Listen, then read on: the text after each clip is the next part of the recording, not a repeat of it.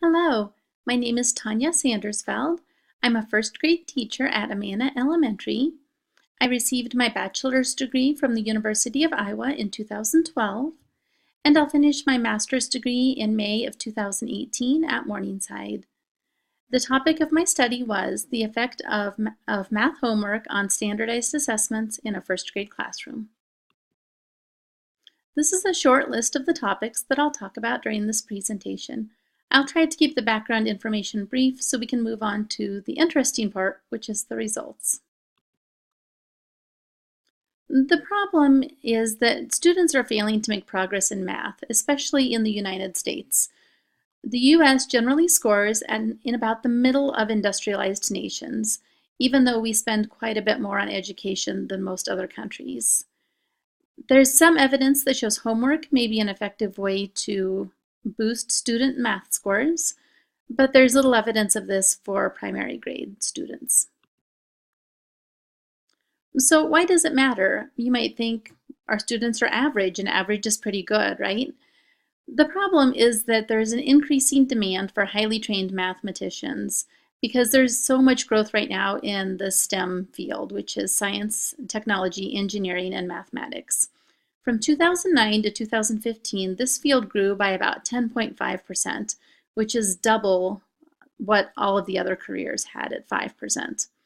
We also know that students who have number sense at an early age tend to be more successful in math later in life. Another problem is that standardized assessments start in third grade. If we wait until third grade, a lot of our students are going to be too far behind to catch up, especially students from low socioeconomic families.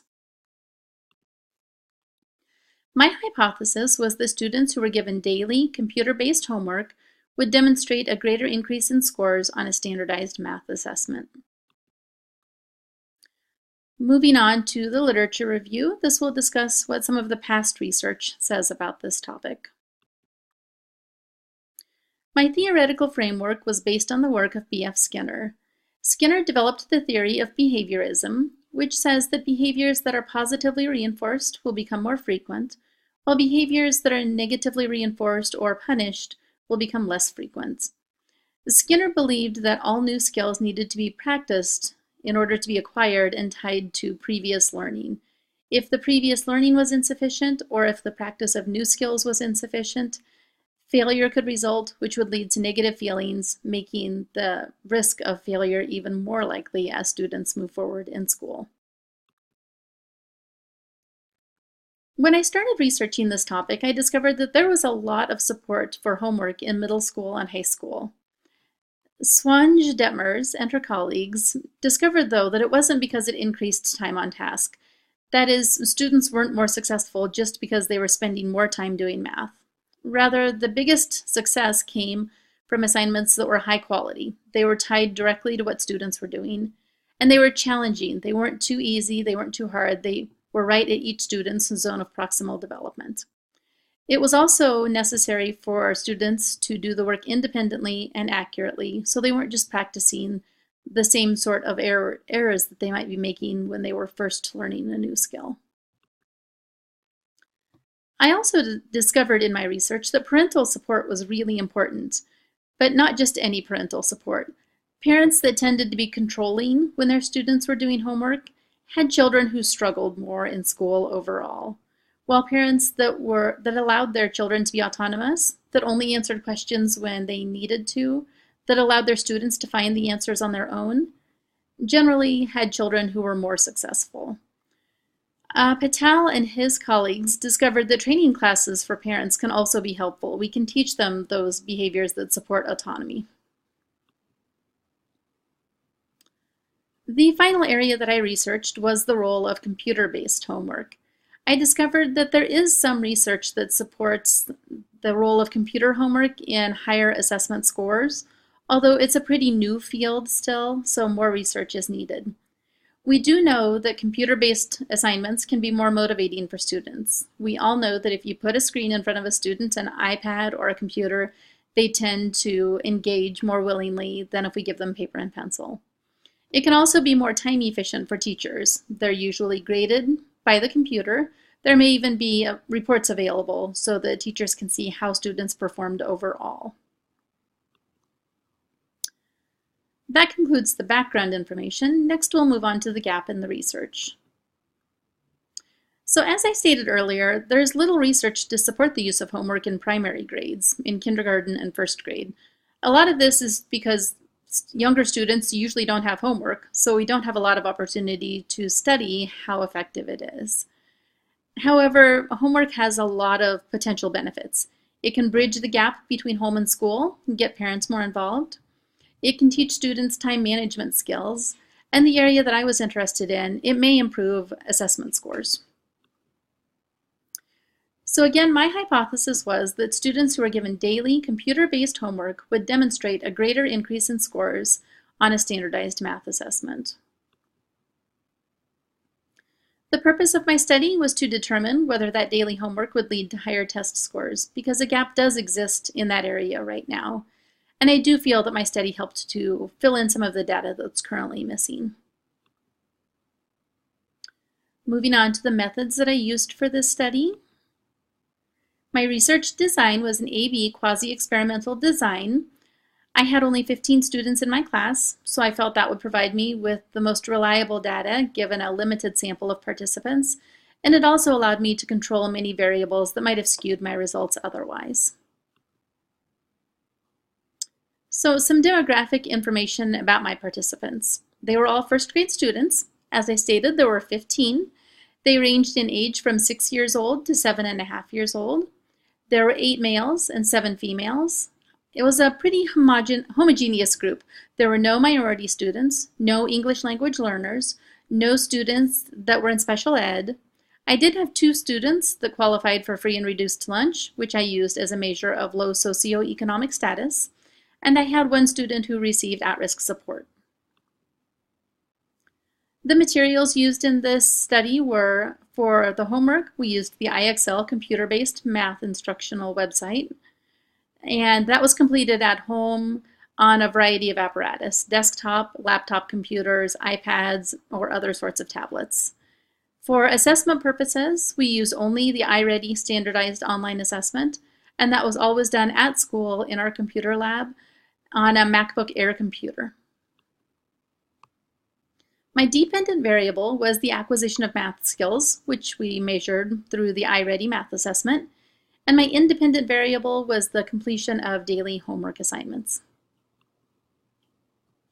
During the control phase, I gave the iReady assessment at the very beginning, and that was my baseline measure.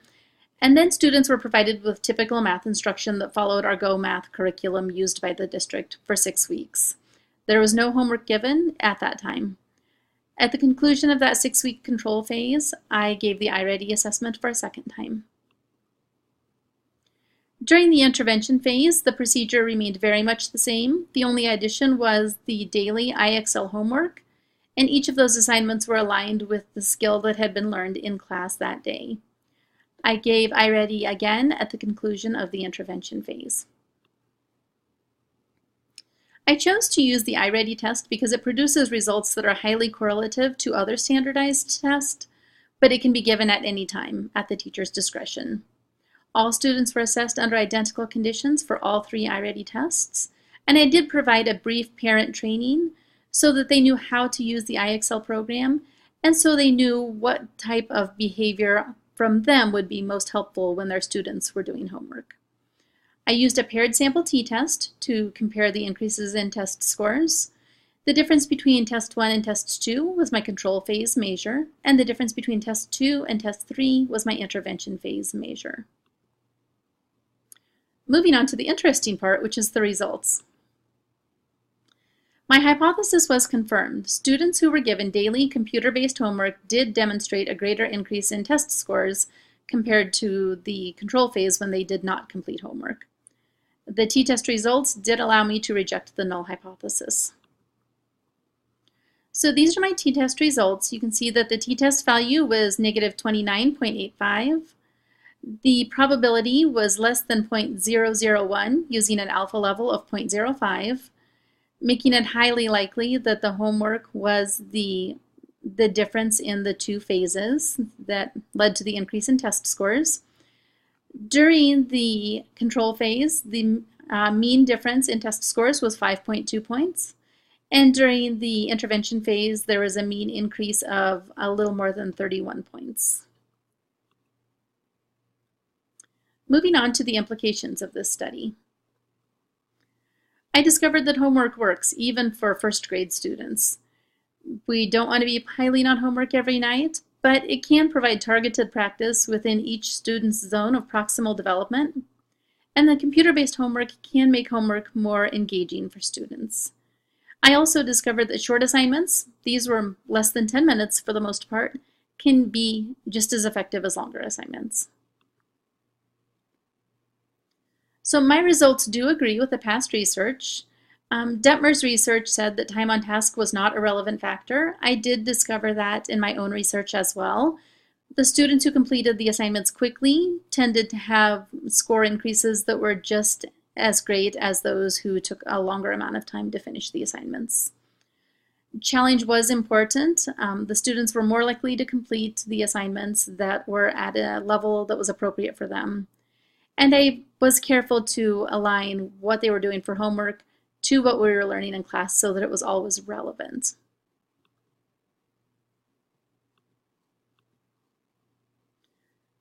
So some implications for my students are that repeated practice works. They became more successful, they increased their test scores.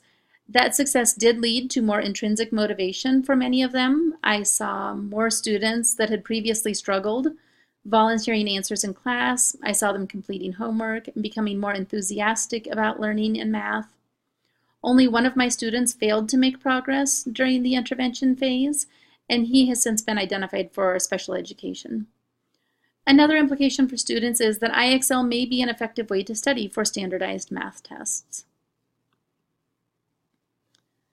Some implications for parents are that parental involvement is important. The students who tended to not complete homework prior to this, their parents got involved during my study and really worked with them, and they became regular homework finishers, and that's where we saw the greatest increase in test scores. I also had several parents report that they felt more capable of helping their children when they struggled with homework. Some implications for teachers are that we can assign homework more consistently, even in primary grades. We need to keep in mind that the assignments should be engaging, they should be appropriate, they should be aligned to the Common Core standards, but that computer-based homework is engaging and it is efficient and it saves us time. So those are all things to consider when developing homework assignments for young students. Moving on to the limitations. The biggest limitation is that my study was just 12 weeks long. Short studies tend to have more inconsistent results. It began at the very beginning of the school year when my students were learning new routines, they had new teachers, and they were dealing with a lot of changes in schedules. It was also a small class, and it was fairly homogeneous, so that could have also affected the results. And then the final type of limitation was in regard to technology. Many of my students had very little experience with laptop computers prior to this. During the intervention phase, they were using technology daily. They were answering multiple questions daily, and that may have affected how comfortable they felt when completing the multiple choice questions on iReady.